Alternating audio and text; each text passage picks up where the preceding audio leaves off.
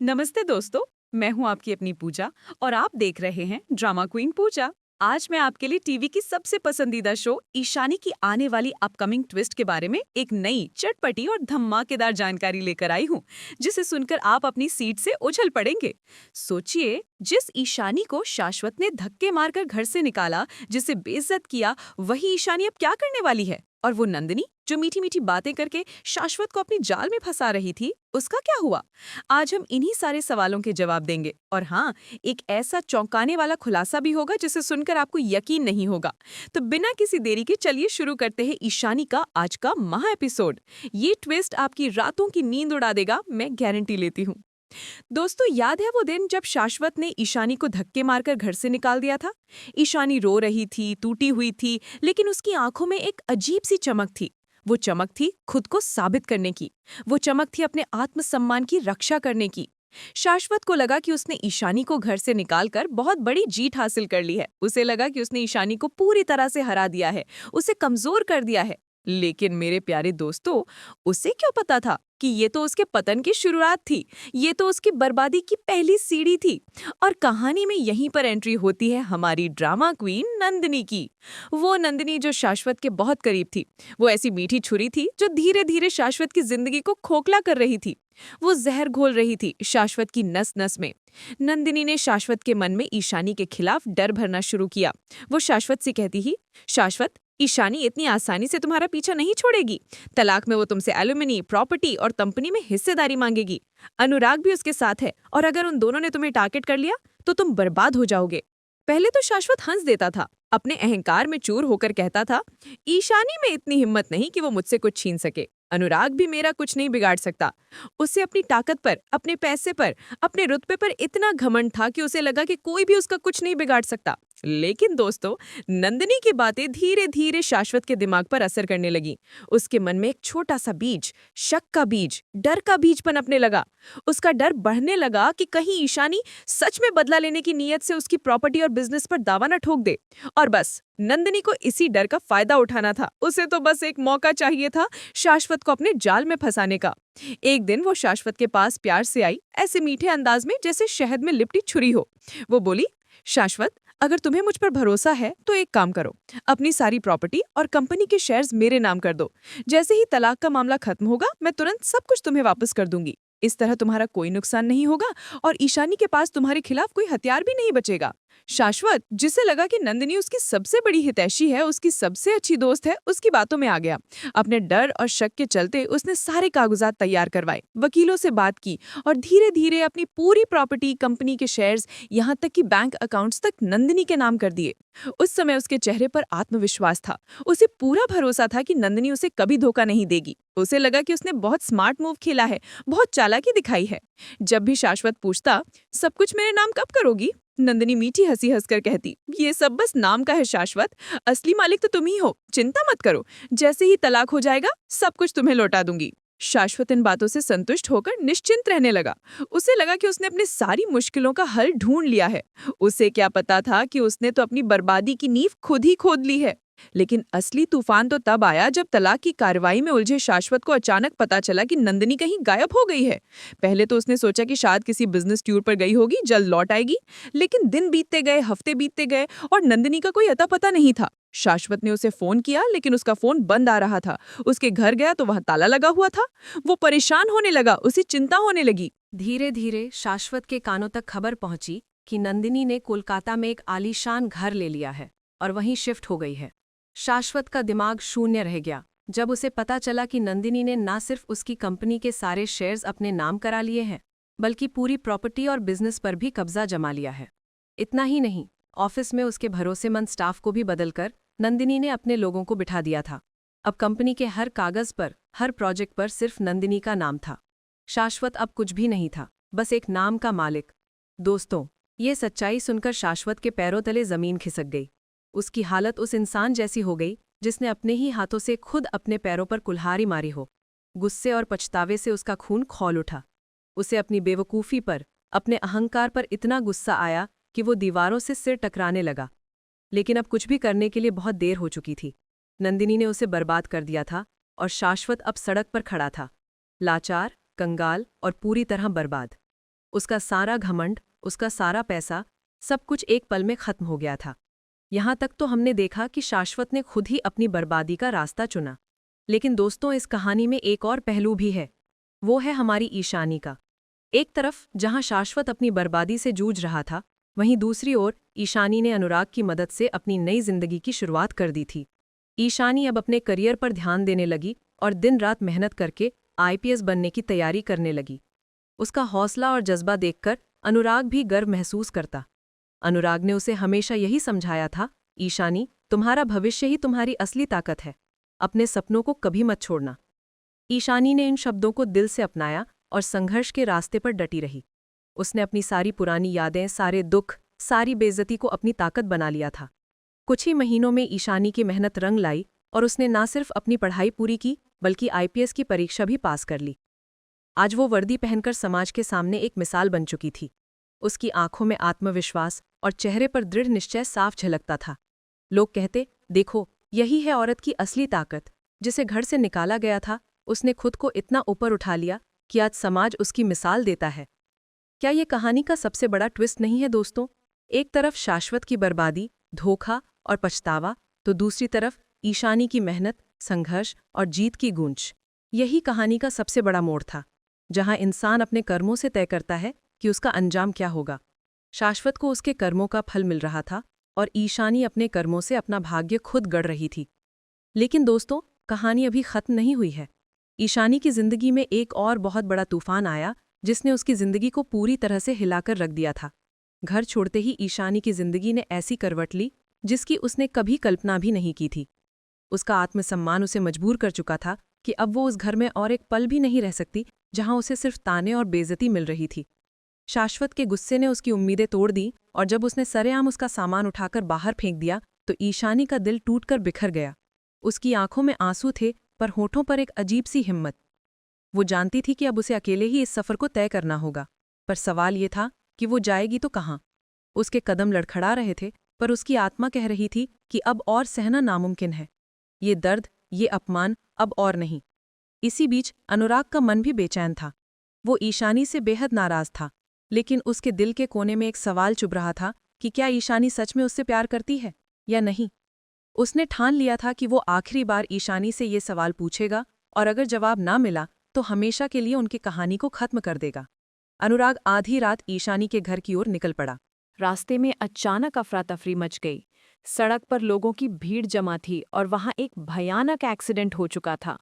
अनुराग जब भीड़ को चीरते हुए आगे बढ़ा तो उसके पैरों तले जमीन खिसक गई।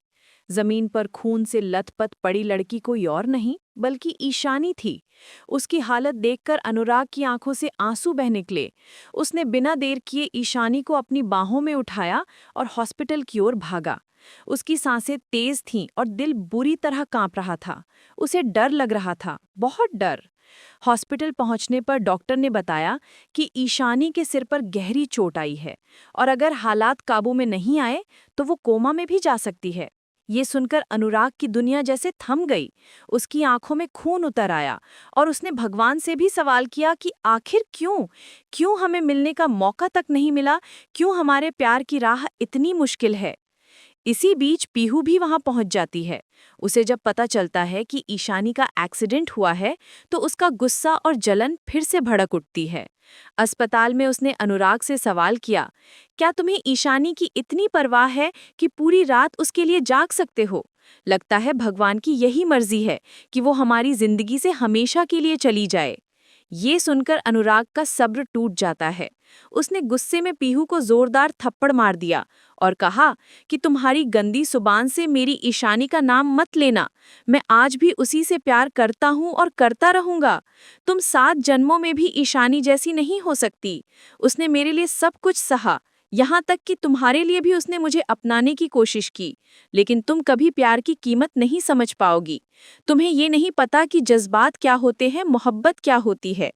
अनुराग के शब्द तलवार की तरह पीहू के दिल को चीर गए। वो स्तब्ध खड़ी रह गई। वाह दोस्तों, ये तो था एक्सीडेंट का दर्दनाक ट्विस्ट, लेकिन कहानी का सबसे बड़ा बम फूटा है यश की शादी के मंडप में। जी हाँ दोस्तों, मैं आपकी अपनी ड्रामा क्वीन पूजा आपको बताती हूँ कि कैसे अनुराग ने सब शादी का मंडप पूरी तरह से सज चुका था। रंग बिरंगी रोशनियों से सजा हुआ हॉल, मेहमानों की चहकती आवाजें और ढोल नगाड़ों की गूंज पूरे माहौल को बेहद भव्य बना रही थी। हर कोई इस बात से अनजान था कि अगले कुछ ही पलों में यहाँ एक ऐसा तूफान उठने वाला है जो पूरे परिवार की नींव हिला देगा। शाश्वत अपनी नकली मुस्कान और अहंकार से भरे हुए चेहरे के साथ मंच पर खड़ा था। नंदिनी उसके पास खड़ी थी और दोनों के बीच गुपचुप नजरें मिल रही थीं। दरअसल दोनों ने मिलकर एक घटिया साजिश रची थी, अनुराग और ईशानी को बेइज्जत करने की, ताकि पूरे समाज और मेहमानों के सामने उनकी छवि हमेशा के लिए धूमिल हो जाए। जैसे ही रस्में शुरू होती हैं, शाश्वत अचानक माइक पकड़ लेता है और भीड़ की ओर देखते हुए बोलता है, आप सब लोग सोच रहे होंगे कि मेरी पत्नी ने अचानक अपनी शिकायत क्यों वापस ले ली। आज मैं सबको सच्चाई बताऊंगा, वो सच्चाई जिसने मेरी जिंदगी को तोड़कर रख दिया। हॉल में सन्नाटा छा गया। हर कोई हैरानी से शाश्वत को देख रहा था। सबकी नजरें उस पर थीं। सबकी सांसें थमी हुई थीं। तभी वो अपनी जेब से एक कागज निकालता है और ऊंची आवाज में कहता है, ये देखिए, ये लव लेटर है जो मुझे अनुराग सर के नोट्स में मिला था। जी हाँ, वही अनुराग जिसे मेरी पत्नी ईशानी बचाने की कोशिश कर रही थी। अब आप सब खुद पढ़ लीजिए कि इनके बीच कैसा रिश्ता था। शाश्वत नाटकीय अंदाज में झूठा लेटर पढ़ने लगा। लेटर में ऐसे शब्द लिखे थे मानो अनुराग ने ही ईशानी के लिए अपने दिल की बातें लिखी हों। मेहमान एक दूसरे को देखने लगे। फुसफुसाहट शुरू हो गई। अरे ये क्या हो रहा है? ईशानी और अनुराग के बीच कुछ चल रहा है। ईशानी का चेहरा पीला पड़ गया। उसकी आंखों में आंसू भर आए। नंदिनी वहीं खड़ी मुस्कुरा रही थी मानो उसकी चाल कामयाब हो गई हो। शाश्वत ने भीड़ की तरफ देखकर कहा, अब आप समझ गए होंगे कि मेरी पत्नी ने शिकायत क्यों वापस ली। दरअसल इन दोनों के बीच अवैध रिश्ता था, इसलिए ईशानी ने मुझे धोखा दिया और अनुराग का साथ दिया। यही है इनकी असलियत। इतना सुनते ही ईशानी टूटकर रो पड़ी। उसने कांपती आवाज में कहा, नहीं, ये सब झूठ है। मैंने ऐसा कुछ नहीं किया। अनुराग सर का इसमें कोई कसूर नहीं है। लेकिन शाश्वत ने उसका हाथ पकड़कर झटका दिया और जोर से चिल्लाया, बस करो ईशानी, अब कोई तुम्हारी बात नहीं सुनेगा। बातें सुनने वाला नहीं है, सच सबके सामने है। अनुराग खामोश खड़ा था। उसका चेहरा गंभीर था, लेकिन आंखों में एक अजीब सी चमक थी। अचानक उसने माइक लिया और धीमे मगर दृढ़ स्वर में कहा, बहुत अच्छा खेला है शाश्वत, लेकिन ये खेल आज यहीं खत्म होगा। तुमने सोचा होगा कि एक झूठे लव लेटर से मुझे और ईशानी को बदनाम कर दोगे, लेकिन सच्चाई इतनी आसानी से नहीं छुपाई जा सकती। इतना कहकर अनुराग ने अपनी जेब से मोबाइल निकाला। उसने सबके सामने कहा, ये लेटर झूठा हो सकता है, आप लोग मान भी लो कि मैंने ये लिखा है, लेकिन सच्चाई की आवाज कभी झूठी नहीं होती, और ये आवाज आपके सामने है। अनुराग ने मोबाइल को स्पीकर से जोड़ दिया।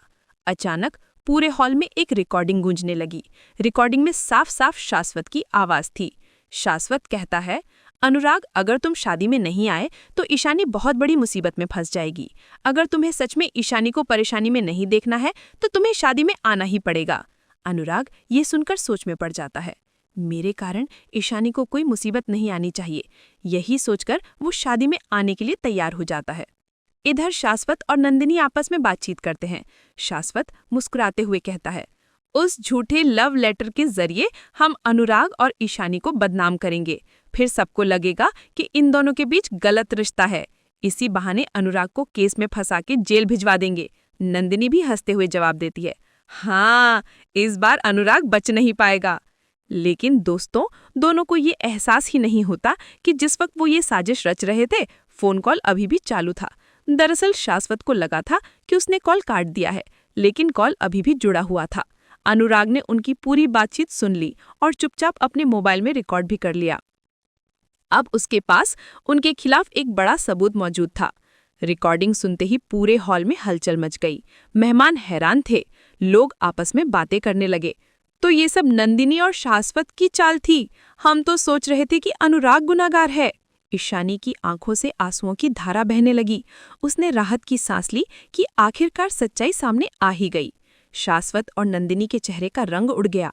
दोनों एक दूसरे को घबराकर देखने लगे। शाश्वत ने गुस्से में मोबाइल छीनने की कोशिश की, लेकिन अनुराग ने उसे पीछे धकेल दिया। अनुराग ने पूरे हॉल की तरफ देखकर कहा, ये है असली चेहरा इन दोनों का। ये लोग मेरे खिलाफ और ईशानी के खिलाफ झूठा षड्यंत्र रच रहे थे, लेकिन मैं पहले से जानता था कि शाश्वत जैसा घटिया इंसान ऐसा ही करेगा। इसीलिए मैंने हर बातचीत रिकॉर्ड की ताकि सच सबके सामने आ सके। पूरा माहौल बदल चुका था। लोग पहले हैरान हुए, फिर धीरे धीरे शाश्वत की असलियत पर उंगलियां उठने लगीं। मेहमान आपस में बातें करने लगे। पहले अपनी पत्नी को बदनाम किया, फिर इस वीडियो को फर्जी बता रहा है। रे, तुझे तो शर्म से डूब मरना चाहिए। दूसरी ओर से एक और आवाज आई, अपनी ही भाभी के साथ गलत संबंध? अब इससे ज्यादा गंदगी और क्या होगी? हमें तो विश्वास ही नहीं हो रहा कि इतना गिरा हुआ इंसान हमारे सामने खड़ा है। अनुराग ने दृढ़ आवाज में कहा, ये है शाश्वत का असली चेहरा। जो आदमी अपनी ही पत्नी को प्रताड़ित कर सकता है, जो अपनी भाभी तक की इज्जत से खेल सकता है, वो औरों के साथ क्या करेगा? मैंने ये वीडियो इसलिए सबके सामने चलाया ताकि आपको यकीन हो जाए कि ईशानी निर्दोष है और सच्चा गुनहगार। नंदिनी, जो अब तक चुप खड़ी थी, पूरी तरह घबरा गई थी। उसका चेहरा पीला पड़ गया और होठ कांपने लगे। भीड़ की निगाहें अब उस पर भी टिकी थीं। लोग फुसफुसा रहे थे। इसकी भी सच्चाई सामने आ गई। ये भी शामिल थी षड्यंत्र में। तभी एक महिला मेहमान ने गुस्से में कहा, हाय ईश्वर, ये कैसी औरत है जो अपनी देवरानी की जिंदगी बर्बाद करने पर तुली रही और खुद। उसकी बात अधूरी ही रह गई क्योंकि हॉल में हंगामा मच गया था। ईशानी के माता पिता अपनी बेटी को पकड़कर संभाल रहे थे, जबकि शाश्वत गुस्से और शर्म के बीच पागल सा हो गया था। उसने अचानक माइक पकड़कर चीख कर कहा, मैं निर्दोष हूं। ये सब वीडियो, ये सब रिकॉर्डिंग नकली है। ये अनुराग ने फंसाने के लिए किया है। लेकिन उसकी आवाज में आत्मविश्वास नहीं, डर साफ झलक रहा था। अनुराग ने शांत स्वर में कहा, सच को कितनी भी बार झूठ कहो, वो झूठ नहीं बन जाता। सबूतों से भागने की कोशिश मत करो। ये वीडियो तुम्हारे अपराध का आईना है और अब तुम्हारा नकली चेहरा हमेशा के लिए बेनकाब हो चुका है।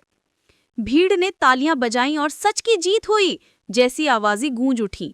शाश्वत की हालत देखकर अब किसी को भी उस पर दया नहीं आ रही थी। लोग उसे घृणा से देख रहे थे। हर कोई यही कह रहा था कि ऐसा आदमी समाज पर कलंक है। नंदिनी सिर झुका चुकी थी। उसकी आंखों से भी आंसू गिर रहे थे, लेकिन इस बार वो आंसू पछतावे के थे या डर के, कोई नहीं समझ पा रहा था। तभी अचानक कुछ लोग आगे बढ़े और शाश्वत को पकड़ लिया।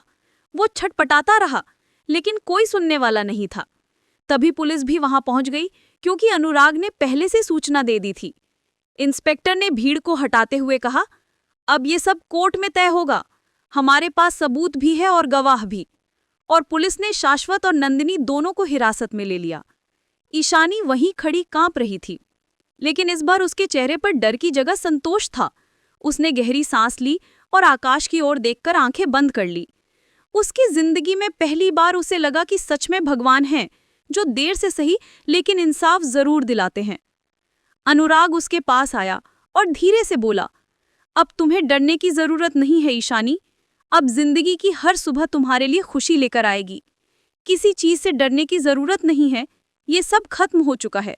अब तुम्हारी जिंदगी एक नई शुरुआत कर सकती है। ईशानी की आंखों से आंसू बहने लगे, लेकिन उन आंसुओं में सुकून था। उसने कांपते होठों से सिर्फ इतना कहा, धन्यवाद। पूरे मंडप में अब भीड़ यही चर्चा कर रही थी कि कैसे झूठ और फरेब का सच सामने आ गया। हर कोई अनुराग की हिम्मत और ईशानी की मजबूती की तारीफ कर रहा था, और इस तरह उस दिन शादी का मंडप सिर्फ एक रिश्ते की नहीं बल्कि सच की जीत का गवाह बना। दोस्तों, संगीत की रात के उस तूफान के बाद पूरा माहौल बदल चुका था। जो शादी खुशी और उत्साह से भरी होनी चाहिए थी, वो अब आरोप, अपमान और गुस्से के बोझ तले दब चुकी थी। मेहमान धीरे धीरे घर छोड़ने लगे, लेकिन जाते जाते सबकी जुबान पर एक ही बात थी, इतनी इज्जतदार फैमिली में ऐसी गंदगी। समाज की नजरों में शाश्वत और नंदिनी दोनों ही गिर चुके थे। कमरे में बंद नंदिनी अब भी नशे के असर में थी। उसकी आंखें बोझिल थी, लेकिन वो रो रही थी और बार बार कह रही थी, मैंने कुछ गलत नहीं कहा, सब सच है। शाश्वत उसे घूरता रहा। उसका गुस्सा कम नहीं हो रहा था। वो चीख पड़ा, तुम्हें अंदाजा भी है आज तुमने क्या कर दिया? मैंने सोचा था तुम्हारी बातें, तुम्हारा पागलपन कमरे तक सीमित रहेगा, लेकिन तुमने सबके सामने मुझे बर्बाद कर दिया। नंदिनी ने कांपती आवाज में कहा, बर्बाद मैंने नहीं किया शाश्वत, हमने मिलके किया है। बस फर्क इतना है कि मैं सच बोल गई और तुम झूठ जीते रहे। उसकी बातों ने शाश्वत का खून खौला दिया। उधर बाहर हॉल में ईशानी के चेहरे पर मिलीजुली भावनाएं थीं। एक तरफ उसे राहत थी कि आखिरकार सच सामने आ गया और उस पर लगे सारे झूठे इल्जाम मिट गए, लेकिन दूसरी तरफ उसे दर्द भी था, क्योंकि उसकी शादी और उसका परिवार अब पूरी तरह टूटने की कगार पर था। बुआ की पहली बार उसके पास आई और धीरे से बोली, बहू, मुझे माफ कर देना, मैंने हमेशा तुम्हें गलत समझा। नंदिनी को सच्चा और तुम्हें गुनहगार मानती रही। आज सच्चाई सामने आ गई है, मैं शर्मिंदा हूँ। ये सुनकर ईशानी की आंखों से आंसू बहने लगे। उसने सिर्फ इतना कहा कि काश ये सच पहले सामने आ गया होता तो आज इतना बड़ा तूफान न उठता। इस बीच यश का गुस्सा शांत होने का नाम ही नहीं ले रहा था। वो अपने पिता से बार बार कह रहा था, पापा, ये शादी अब नहीं हो सकती। हम अपनी बहन की जिंदगी को इस दलदल में नहीं ढकेल सकते। अंकिता रो रही थी। वो यश का हाथ पकड़कर कह रही थी, लेकिन इसमें मेरा क्या कसूर है? मेरी खुशियां क्यों छीनी जा रही हैं? मैंने तो हमेशा इस परिवार को अपनाने की कोशिश की थी। अंकिता का दर्द देखकर सबका दिल पिघल रहा था, लेकिन यश के ससुराल वाले अपनी जिद पर अड़े थे। फिर अचानक घर के बुजुर्ग दादाजी, जो अब तक चुपचाप सब देख रहे थे, खड़े हुए। उनकी आवाज धीमी लेकिन ठोस थी। उन्होंने कहा, शादी टूटेगी या नहीं, इसका फैसला कल सुबह होगा। अभी कोई जल्दबाजी नहीं होगी। लेकिन इतना याद रखो, गंदगी कितनी भी गहरी क्यों ना हो, उसे बाहर निकालना ही पड़ता है। और आज गंदगी सामने आ चुकी है। रात गहरी हो गई थी। घर का हर कोना तनाव और बेचैनी से भरा हुआ था। शाश्वत ने खुद को कमरे में बंद कर लिया, जबकि नंदिनी वहीं रोते रोते सो गई। ईशानी अपने कमरे में अकेली बैठी सोच रही थी कि उसकी किस्मत उसे कहाँ ले आई है। कभी वो अपने पति से प्यार करती थी, उसे अपना सब कुछ मानती थी, और आज वही पति उसकी जिंदगी को अंधेरे की बदनामी में ढकेल रहा था। सुबह होते ही पूरे मोहल्ले में इस कांड की चर्चा फैल चुकी थी। पड़ोसी घर के बाहर जमा होने लगे। लोग फुसफुसा रहे थे, अरे वही घर है जहां कल रात एक ड्रामा हुआ था। परिवार की इज्जत पूरी तरह मिट्टी में मिल चुकी थी।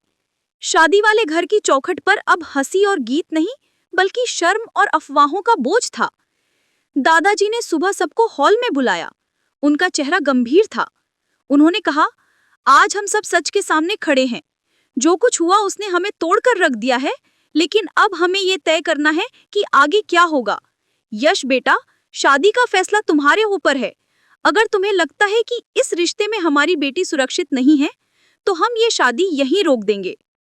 यश कुछ देर चुप रहा, फिर बोला, दादाजी, शादी सिर्फ दो लोगों का नहीं, दो परिवारों का रिश्ता होता है। और अगर उस रिश्ते की नींव में गंदगी हो, तो वो कभी टिक नहीं सकता। मैं ये शादी नहीं होने दूंगा। अंकिता जोर से रो पड़ी, लेकिन उसके पिता ने उसे गले लगाते हुए कहा, तुम्हें हमने इस गंदे घर से बचा लिया, यही हमारी जीत है। शाश्वत, जो ये सब सुन रहा था, अचानक हॉल में आ गया। उसकी आंखें लाल थीं, चेहरा थका हुआ था। उसने सबके सामने हाथ जोड़ दिया और कहा, कृपया मेरी एक बात सुन लीजिए। नंदिनी नशे में थी। उसने जो कहा वो सच नहीं था। मैं मानता हूं कि मैंने गलतियां की। मैंने उसे वक्त नहीं दिया, उसे समझाया नहीं। लेकिन इतना गंदा रिश्ता मेरे और उसके बीच कभी नहीं था। मुझे गलत मत समझिए। लेकिन भीड़ में से एक बुजुर्ग मेहमान खड़े होकर बोले, बेटा, हम सबने अपनी आंखों से देखा और कानों से सुना है। औरत नशे में हो सकती है, लेकिन इतनी बड़ी बात बिना वजह नहीं कहती। सच यही है कि तुम दोनों के बीच कुछ था, और आज वही तुम्हें सता। आखिरकार शादी टूट गई। मेहमान धीरे धीरे चले गए। यश और उसका परिवार अंकिता को लेकर अपने घर लौट गया। घर में सिर्फ सन्नाटा और बदनामी रह गई। इस पूरे हादसे के बाद नंदिनी को उसके मायके भेज दिया गया, ताकि वो अपने होश में आ सके और अपनी गलतियों का सामना कर सके। शाश्वत अकेला रह गया, पत्नी की नज़र में गुनहगार, परिवार की नज़र में बोझ और समाज की नज़र में गिरे हुए इंसान की तरह। ईशानी ने तय किया कि अब वो अपने लिए लड़ेगी। उसने शाश्वत से कहा, तलाक की बातें तुमने शुरू की थीं, अब मैं उसे पूरा करूंगी। अब मैं तुम्हारे साथ एक पल भी नहीं रह सकती। ये सुनकर शाश्वत का दिल टूट गया, लेकिन अब उसके पास ना कुछ कहने को, ना किसी को मनाने का हक था। उसकी जिंदगी की सबसे बड़ी हार वही थी कि उसने उस औरत को खो दिया जिसने उसे दिल से चाहा था। इस तरह उस संगीत की रात ने ना सिर्फ एक शादी तोड़ी, बल्कि रिश्तों की सच्चाई, झूठ और इंसानियत का चेहरा सबके सामने उजागर कर दिया। समाज ने नंदिनी और शाश्वत को गुनहगार ठहराया, ईशानी को इंसाफ मिला और अंकिता की जिंदगी टूटने से पहले ही बच गई। लेकिन उस परिवार की इज्जत और भरोसा जो एक बार मिट्टी में मिल चुका था, उसे दोबारा पाना शायद अब कभी मुमकिन नहीं था। लेकिन दोस्तों, कहानी में एक और जबरदस्त ट्विस्ट बाकी है। नंदिनी की वजह से शाश्वत की हुई बेइज्जती का बदला। मैं आपकी अपनी ड्रामा क्वीन पूजा आपको बताएगी कि शाश्वत ने कैसे मारा नंदिनी को थप्पड़। हाँ दोस्तों, यश और अंकिता की संगीत की रात बड़ी धूमधाम से सजाई गई थी। चारों ओर रोशनी, मेहमानों की भीड़ और गीत संगीत का माहौल था।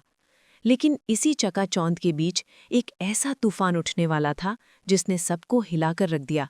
सबको पता था कि इस जश्न के बीच शाश्वत और नंदिनी की चालें कुछ नया रंग जरूर लाएंगी, मगर किस तरह से ये किसी ने सोचा भी नहीं था। हुआ यूं कि नंदिनी गलती से ड्रिंक की जगह नशे वाली ड्रिंक पी लेती है और उसका असर धीरे धीरे उसके दिमाग पर हावी होने लगता है। जैसे जैसे संगीत का शोर बढ़ता है, नंदिनी की नशे की हालत भी बिगड़ने लगती है। शुरुआत में तो लोग समझते हैं कि वो सिर्फ उत्साह में ज्यादा नाच रही है, लेकिन धीरे धीरे उसका व्यवहार अजीब होने लगता है। वो बातें करने लगती है जो उसे नहीं करनी चाहिए। वो ऐसी हरकतें करने लगती है जिसे देखकर सब हैरान रह जाते हैं। अचानक ही वो डांस फ्लोर पर शाश्वत को पकड़कर खींच लेती है और उसके साथ बहुत ही क्लोज होकर डांस करने लगती है। सब मेहमान हैरान रह जाते हैं क्योंकि नंदिनी और शाश्वत का इस तरह खुलेआम डांस करना उन्हें बेहद असामान्य लगता है। लोग आपस में फुसफुसाने लगते हैं, अरे देवर और भाभी का रिश्ता इतना गहरा, ये तो ठीक नहीं लग रहा, कुछ तो गड़बड़ है इन दोनों में। शाश्वत हक्का बक्का रह जाता है। वो नंदिनी को दूर करने की कोशिश करता है, लेकिन नंदिनी नशे में होने की वजह से किसी की सुनने को तैयार नहीं थी। वो जोर जोर से कहने लगती है, बस शाश्वत, इतने साल हो गए हमें साथ रहते हुए, अब क्यों छुपाना? सबको बता दो कि तुम मुझे पसंद करते हो। सबको बता दो कि हमारे बीच सिर्फ देवर और भाभी का रिश्ता नहीं है, कुछ और भी है। ये सुनकर सबकी आंखें फटी की फटी रह जाती हैं। हॉल में सन्नाटा छा जाता है और यश और अंकिता के साथ साथ उनके ससुराल वाले भी दंग रह जाते हैं। यश तो जैसे जमीन पर खड़ा ही नहीं रह पाता, उसके पैरों तले सचमुच जमीन खिसक जाती है। पूरा माहौल शर्मिंदगी और गुस्से से भर जाता है। शाश्वत घबराकर कहता है, रुक जाओ नंदिनी, तुम्हें होश नहीं है, तुम नशे में हो, कुछ समझ नहीं रही हो। लेकिन नंदिनी बार बार जिद करती है। कितना छुपाओगे शाश्वत? क्यों डरते हो सबके सामने? तुम वैसे भी ईशानी को तलाक देने ही वाले हो, फिर ये ढोंग क्यों? दुनिया से क्यों छुपाना जब हमारे बीच कमरे में जो रिश्ता बन चुका है उसे तुम क्यों छुपाना चाहते हो? आज सबके सामने बोलो कि तुम मुझे चाहते हो और मुझे इस रिश्ते को नाम दोगे। दोस्तों, नंदिनी ने तो सबके सामने शाश्वत और अपने रिश्ते का कच्चा चिट्ठा खोल दिया। शाश्वत के लिए ये किसी सदमे से कम नहीं था। उसका चेहरा गुस्से से लाल हो गया और उसने भरी महफिल में नंदिनी को जोरदार थप्पड़ जड़ दिया। उसने चीख कर कहा, बस करो नंदिनी, बहुत हो गया। तुम नशे में हो और बकवास कर रही हो। सच तो ये है कि मैं सिर्फ तुम्हारी बातों में आकर अपना समय खराब करता रहा, लेकिन अब बहुत हो गया। उसकी आवाज में गुस्सा साफ झलक रहा था। लेकिन अब देर हो चुकी थी, क्योंकि नंदिनी सबके सामने एक एक राज उगल चुकी थी। इस ड्रामे के बाद क्या हुआ? क्या शाश्वत और नंदिनी का रिश्ता हमेशा के लिए खत्म हो गया? क्या ईशानी को मिलेगा उसका सच्चा प्यार और न्याय? ये सब जानने के लिए जुड़े रहिए ड्रामा क्वीन पूजा के साथ। हम ऐसे ही चटपटे और धमाकेदार ट्विस्ट लेकर आते रहेंगे। आपको ये वीडियो कैसा लगा हमें कमेंट्स में ज़रूर बताइएगा। लाइक करना मत भूलिएगा, शेयर कीजिए अपने दोस्तों के साथ। और हाँ, अगर आपने अभी तक ड्रामा क्वीन पूजा को सब्सक्राइब नहीं किया है तो अभी कर लीजिए और बेल आइकन दबाना मत भूलिएगा, ताकि आप कोई भी धमाकेदार अपडेट मिस ना करें। मैं मिलती हूँ आपसे अगले वीडियो में, तब तक के लिए देखते रहिए ड्रामा क्वीन पूजा।